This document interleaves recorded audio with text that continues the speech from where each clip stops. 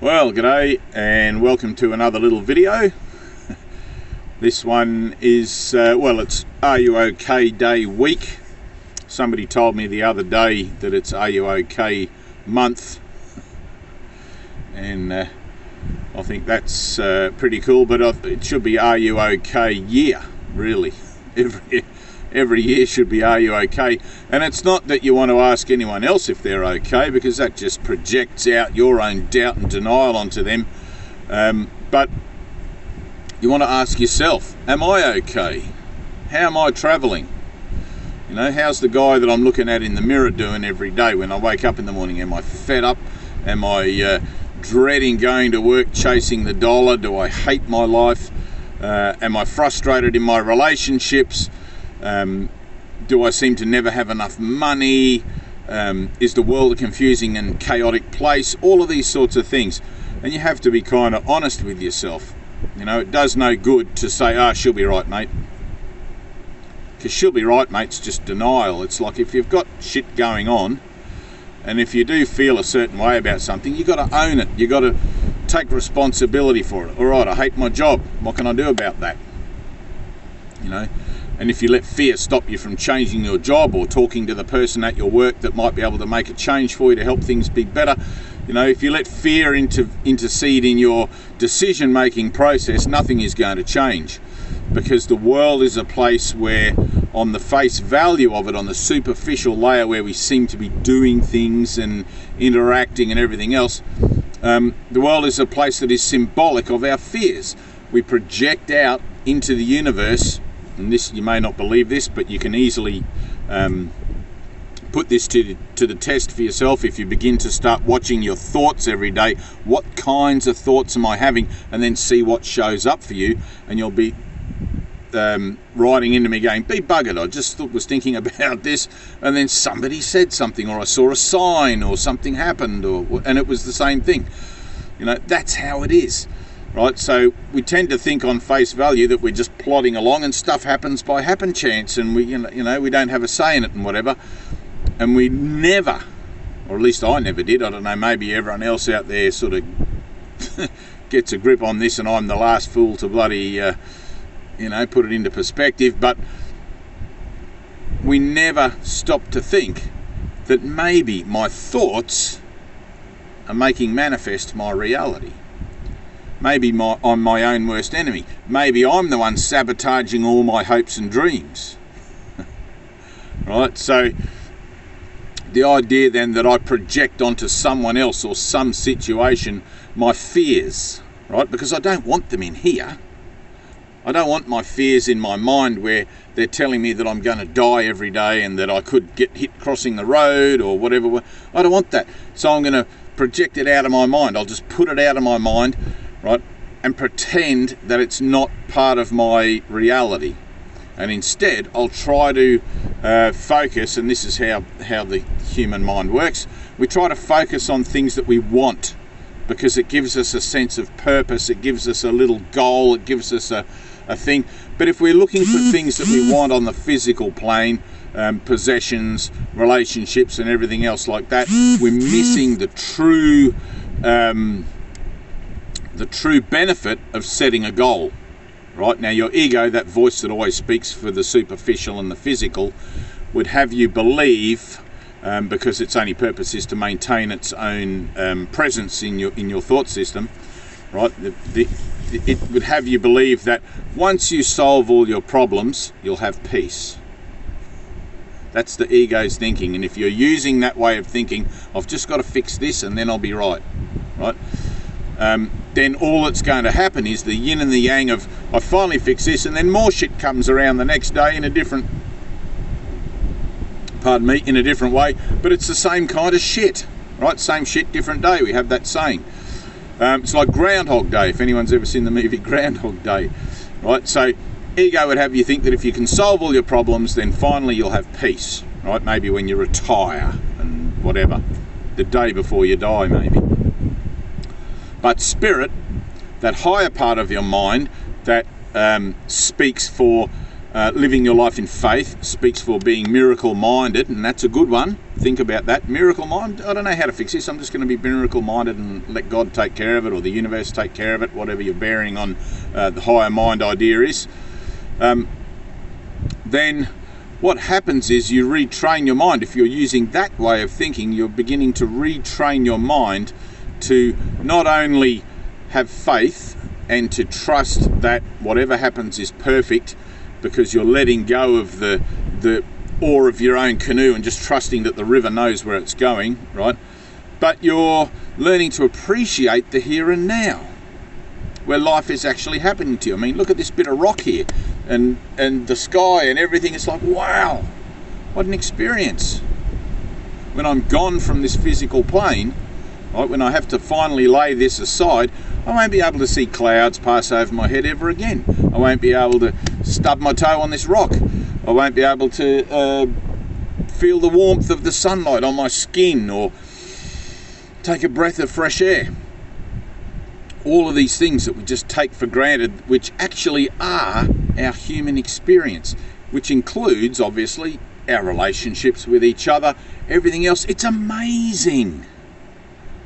But we walk around with our head down going, oh, I'm afraid to do this, oh, I'm afraid to take a chance, and I don't know if I should let go of this job because I might not get another one. You know?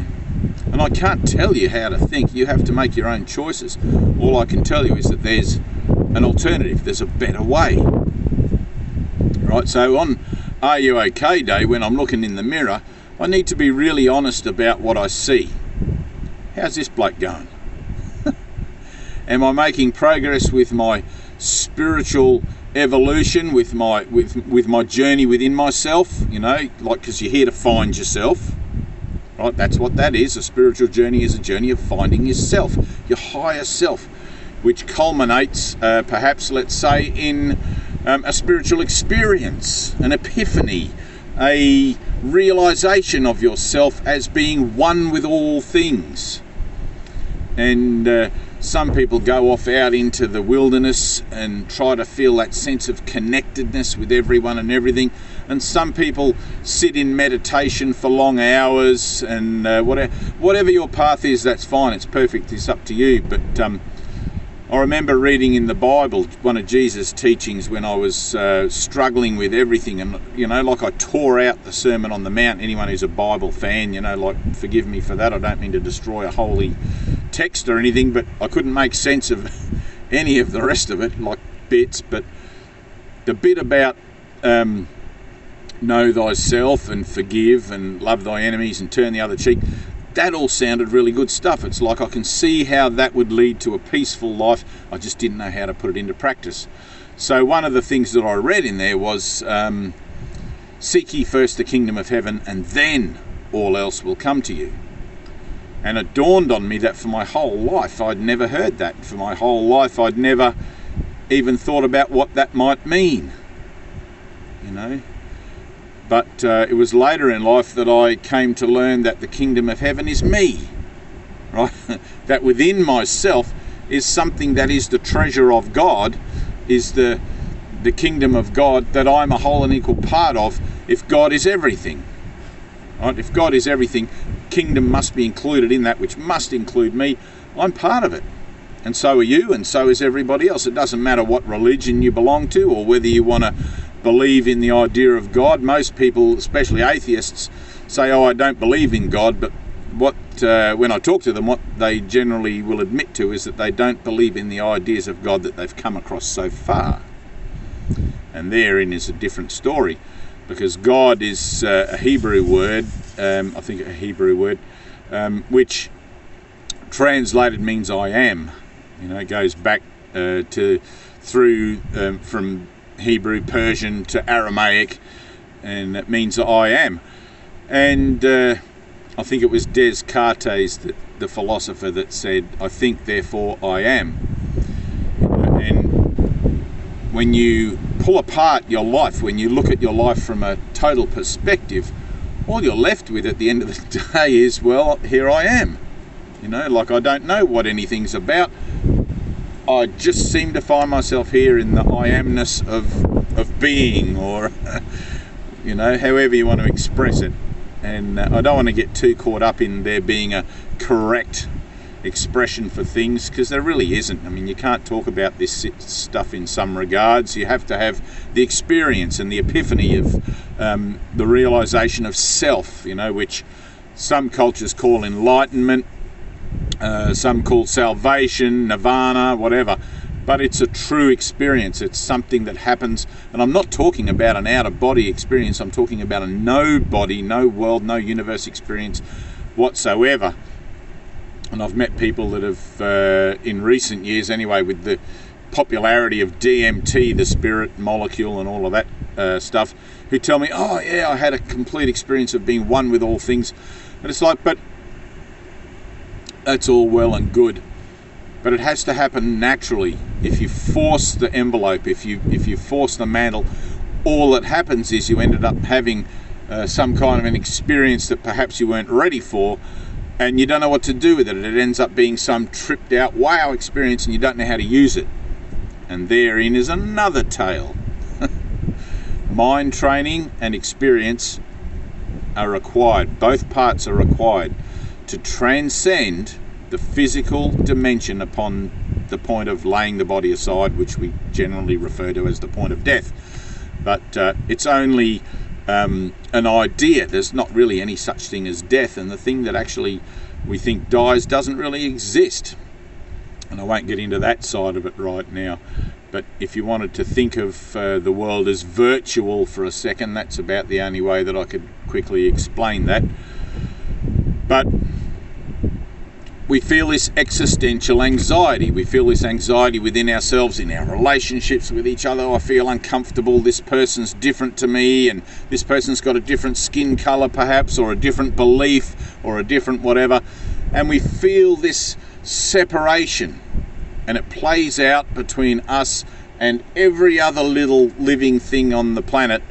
And at no time until we understand what we are, until we experience or have that epiphany of ourselves, our true self, do we escape the experience of separation. We might want to have a sense of oneness. We might want to have a feeling of all-inclusiveness and belonging, but we're not going to find that out in the world, because the world is an experience in the journey of the soul that is all about separation from source and nothing else, and it will always be that. All you people that are trying to make heaven on earth, forget about it. Find it within yourself and live as the passionate and vibrant example of what you are, because you've had that experience and have trained your mind to be able to manage and make useful that experience. Like that. There are some people on the planet who, when I open my mind like that, which is a technique or an action that happens to me when I go within, there are others on the planet now who are able to feel it and connect with it, because their minds are in a constancy of opening and staying open and awake to the nature of truth within themselves, and are not deceived any longer by the illusion of time and space and the nature of the physical form association, the third dimension. Right? So the anxiety that then is inherent in the experience of the physical journey is to be expected, because we don't know why we're here, we don't know what's going on or how we got here really, and what our purpose is. And it's not until we set a goal, a true goal, not I need to save up and buy the car or do whatever. It's not until we set a true goal, which let's use inner peace, right? It's a good bearing, or inner peace, or perfect forgiveness, whatever. It's not until we set that goal and remember in the moments of conflict, chaos and fear, etc., that we find ourselves in, that we have set that goal, that we're going to begin to appreciate what it is to be able to step back from our initial reactions to situations, people and events, and choose again. I don't know how to see this. I don't know what the world's about. I don't know the meaning of life. I don't even remember what I am. I'm told that I am spirit and not flesh, but this situation is tempting to me to believe that I am this flesh identity that seems to feel threatened or fearful. Let me step back, take a breath, and realise that I'm learning a lesson here. Realise that I'm learning to see where it is that I'm fearful, so I can make a conscious choice to let go of that fear and to allow miracle-mindedness to direct my responses and my interaction with whatever seems to be going on. And that can look like anything. Doesn't mean that everybody's going to start putting on robes and beads and burn incense and chant something and quit their jobs and whatever. It means that even in your workplace, your home, which is the best relationships that you have, they're the ones that are going to be the most emotionally loaded. You're going to learn to see those relationships differently, even though you're still going through the same particular situations, so that you can heal your triggers. Every time your partner or your boss or somebody goes blah, blah, blah, and it triggers you, you're going to step back from that trigger. You're going to go, all right, my ego, which is attempting to validate my physical reference here, wants me to say this or react in this way, but I've chosen for peace. I don't know how that ought to look in this situation, but I'm going to step back, take a breath, and I'm going to choose to be miracle-mindedness about this. I'm going to ask within myself if there is a better way to deal with this situation. What should I say? How should I express myself? All of those sorts of things. And you'll be surprised what happens. Right? But you have to be honest about wanting peace in that situation. It's like sometimes you're just going to want to thump that person, or you're just going to want to be right about something. And that's only going to bring you more of the same. So you get to this place where you make a choice. It's like, man, I've only got a choice to be happy or right. One of those things, I'm going to have to swallow my pride, let go of my ego, maybe eat the humble pie and be forgiving and all of that sort of stuff. And the other one, I'm going to get the results of my own thinking, however that pans out, which could end me up in more trouble and, perpetuates that attack and defense kind of thought system, which, if you're honest, you don't really want it. You want to live life as a free person, as a free mind, and experience your journey in the beauty and wonder of here and now, where life is actually happening to you. So look in the mirror every day. Be honest about the person. Be honest about what you really feel. It's not weak. It's not, I remember in generations gone by, it was part of and this was more for young men, would go off around the world to find themselves, to discover who they were. They'd have an adventure. They'd break away from, let's say, the family unit, the idea of the prodigal son, and they'd go out and experience other different cultures and beliefs and whatever, and they'd come back as a changed person, still the same person, but changed within themselves. They would have found themselves. They would have found their own true calling in the world, at least on the physical plane, and more often than not, have found themselves in situations where they've got to be miracle-minded, where they have to take leaps of faith. Everything's not given on a platter. Everything's not a matter of look it up on Google. But nowadays, of course, everything's so simple. There's no countries to be discovered. There's very little real adventures. And the last great crusade, the last great adventure, is the healing of the mind, that believes that it's separate. The healing of the mind that feels anxiety, that feels that inner void, that darkness. That's an adventure. That's something that once you embark upon that path, woohoo, look out.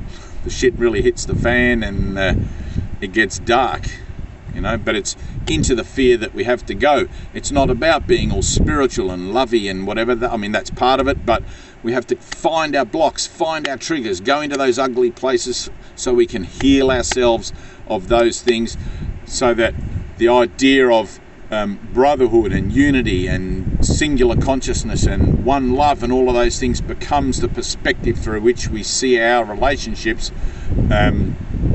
above and beyond the grievances that our ego would tell us that we're entitled to hold, or the anger that we should maintain in case we need it to deal with a situation that threatens us. Well, I mean, what a crock of shit.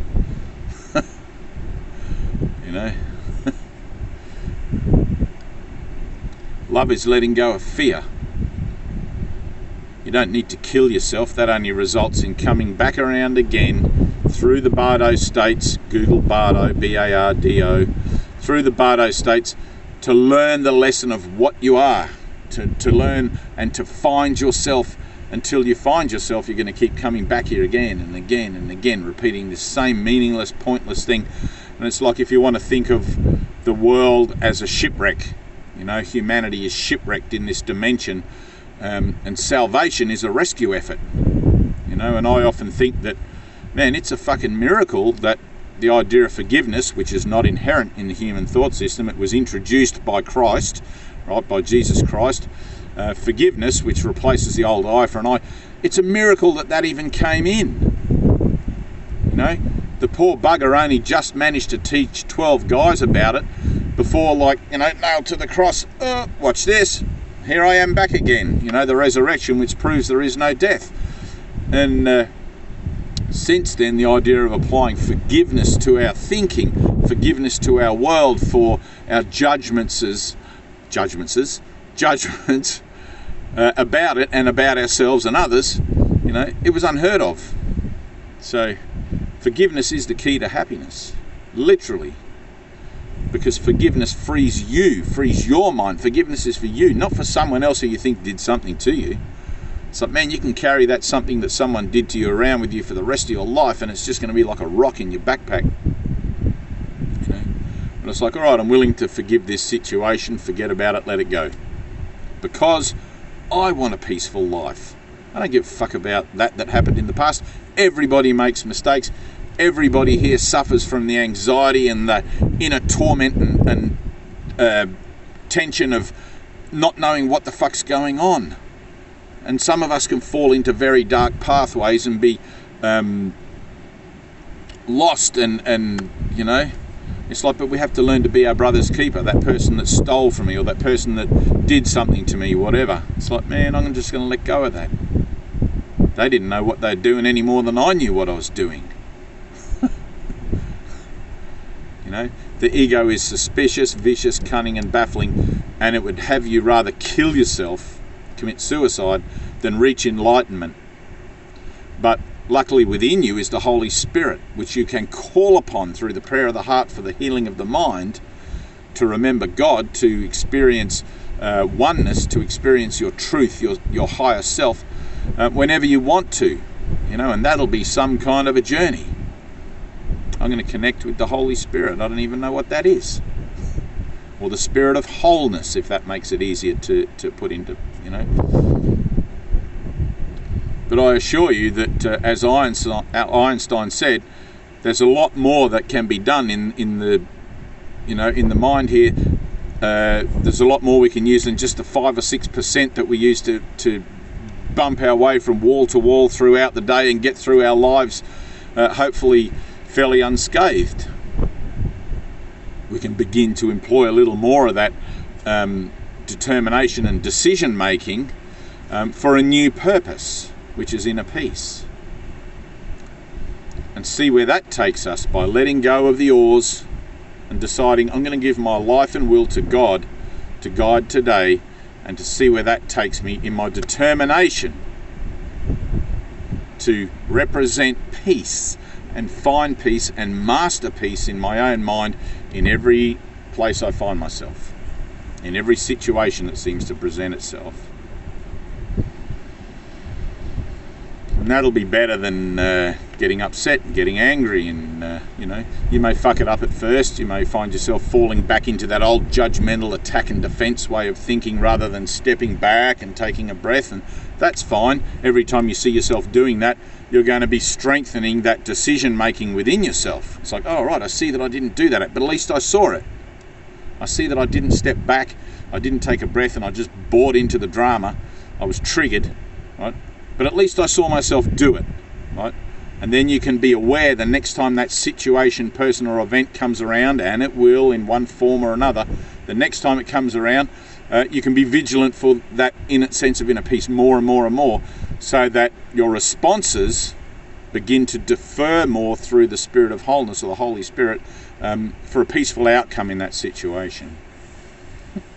All right, well, that's it. Love you. And if you need help, jump online.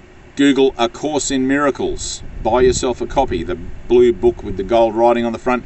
Or you can find my website, www.findingme.net.au, which is the Thetford Foundation website. And there is a free PDF download of the sparkly edition of the course, and you can also order the white edition. It doesn't matter which version you get, the white edition, Part A and Part B. Right? Part A is the text, Part B is the workbook, 365 lessons. And every edition, every version of the course has those 365 lessons. And